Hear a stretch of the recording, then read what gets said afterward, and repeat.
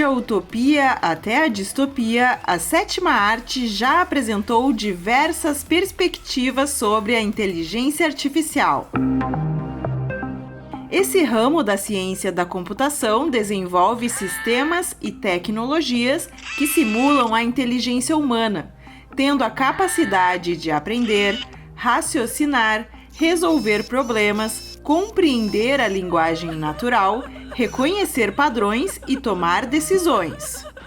Com tantas possibilidades, o uso da IA no mercado de trabalho é cada vez mais comum, com projeção de crescimento entre 20% e 30% anualmente.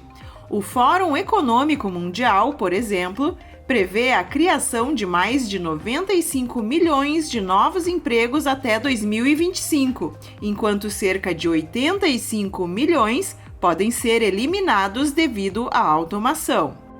O uso da inteligência artificial no mercado de trabalho. Existem profissões do futuro, existem profissões, postos de trabalho que serão extintos?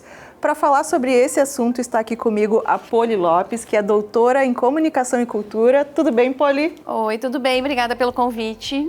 E eu quero saber, então, existem profissões do futuro ou as mesmas profissões, por exemplo, de hoje, as pessoas vão ter que se adaptar a elas? Sim, para as duas coisas, né?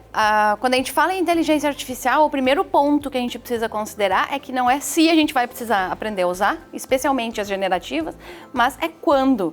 E esse quando é mais ou menos ontem. A gente precisa, sim, adaptar e precisa considerar que algumas profissões vão deixar de existir, mas que, mais do que isso, os profissionais precisam entender e colocar a inteligência artificial generativa, como o ChatGPT, Perplexity, Copilot, todas essas, pensando nas inteligências artificiais de texto, em primeiro lugar, né?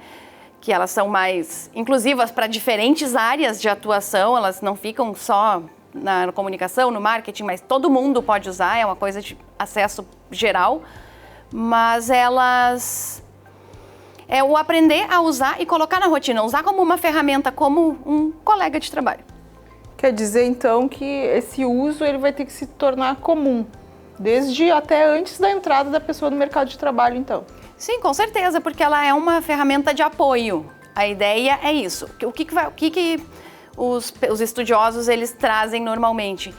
Que ou a gente aprende a usar e incorpora e coloca na rotina, e isso pode ser desde sempre, pode ser desde antes do mercado de trabalho, na escola, entender o como usa e como colocar, porque as vagas no mercado vão ser ocupadas por pessoas que sabem usar. Então, talvez a tua profissão não deixe de existir, mas tu pode ser substituído por uma pessoa que faz um uso mais efetivo das ferramentas de inteligência artificial. E dá para dizer que tem alguma área específica que vai ser mais impactada, por exemplo, a área das artes? Aliás, muito se pensava que a área das artes não seria tão impactada porque a gente está pensando ali, por exemplo, um artista ele precisa inspirar alguém, mas hoje a gente já vê que não é bem assim, que dá para criar tudo, né, com IA. Inclusive obras que eu não vou chamar aqui de arte, né, porque seria polêmico, mas que no mínimo parecem arte para muita gente. Porque a polêmica é exatamente essa, de colocar em discussão o que é arte e o que não é, mas isso é uma conversa bem complexa. O que acontece? Se a gente considerar que a gente tem disponível no celular uma inteligência artificial que gera textos ou uma inteligência artificial que gera imagens em vídeo e imagens estáticas, fotos, ilustrações, a gente precisa se apropriar disso. E esse foi o grande... Quando teve o grande boom da inteligência artificial generativa, com o lançamento do ChatGPT no final de 2022, foi exatamente por isso, porque o pessoal da indústria criativa nunca imaginou que a criatividade pudesse ser emulada por uma máquina. A gente entendia que isso era uma característica só humana. Então, é exatamente por isso que hoje algumas coisas vão diferenciar os profissionais. Por exemplo, a forma como tu usa. Se tu usa aquilo ali, o recurso, para produzir um material e tu usa ele literal, tu pode, né, substituir o teu trabalho, mas ao mesmo tempo é isso que vai nivelar as entregas, né, a qualidade da entrega.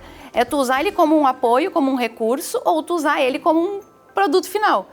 O produto final, ele vai ser pasteurizado. Hoje, quem trabalha com conteúdo, por exemplo, lê um texto e consegue identificar se ele é 100% ChatGPT ou não. Porque tem algumas características que são padrão. O exagero de adjetivo, a forma meio rebuscada de escrever. Então, se tu só coloca ali, preciso de tal coisa, quero um texto assim, assim, assado, ele vai te entregar e aquilo é facilmente identificável. Então, vai pasteurizar. E tu conseguir fazer e tu ir além disso, que é uma característica bem humana, é o que vai fazer a diferença, por exemplo, na definição de um salário ou de um cargo que a pessoa ocupa. Então quer dizer que a gente tem que controlar a máquina e não a máquina controlar a nossa vida e a nossa função, por exemplo, não deixar a máquina fazer tudo, digamos. Exatamente. Esse é o grande segredo. E quando a gente pensa nisso, de como a gente vai controlar a máquina ao invés de ser controlado com ela, é onde entra o desenvolvimento de competências. A gente, hoje na escola, a gente aprende a responder perguntas. E a gente precisa cada vez mais entender quais perguntas precisam ser feitas. Essa é a grande questão da relação com a inteligência artificial.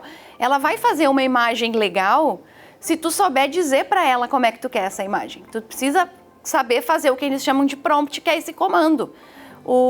Colocar as orientações, dizer o estilo, quais é que são as referências, o que tu quer. A mesma coisa para um texto. Ela pode te entregar, o ChatGPT ele entrega várias coisas. Um uso que eu faço, por exemplo, é quando eu preciso fazer uma planilha de Excel, eu não entendo nada de Excel. Eu vou lá e peço para ele. Estou criando uma planilha assim, assim, assado, e eu preciso fazer determinado cálculo. Ele me explica como é que é a fórmula. E eu vou lá e aplico e tenho o resultado. Isso me economiza muito tempo de tentativa e erro, ou, por exemplo, de ir no YouTube e buscar vídeos que vão me mostrar como é que eu faço. Então a gente pode dizer também, acho que é importante reforçar isso, que a pessoa não deve encarar quem nunca utilizou, por exemplo, o ChatGPT.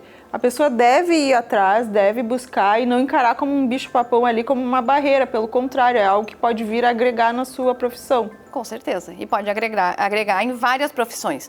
A inteligência artificial, de um modo geral, ela já não é uma novidade. A grande novidade, lá no final de 2022, foi que a gente conseguiu botar ela no bolso. Porque ela está no nosso celular e a gente comanda. Mas, por exemplo, o feed do Instagram, o feed das redes sociais, quando as recomendações de site de compra, tudo isso é baseado por inteligência artificial. É uma inteligência artificial que faz as recomendações de livros no site da Amazon a partir daquilo que a gente já pesquisou. A gente dá informações para ela e ela nos entrega, facilitando a nossa vida. Tá certo, então, Poli, muito obrigada e volte sempre. Muito obrigada, só chamar. Mudanças que criam oportunidades. A inteligência artificial traz desafios na aprendizagem, nas tarefas rotineiras, no âmbito pessoal e profissional. Realidade ou ficção, o futuro exige uma combinação de habilidades técnicas e interpessoais, além de uma mentalidade aberta para aprender e evoluir.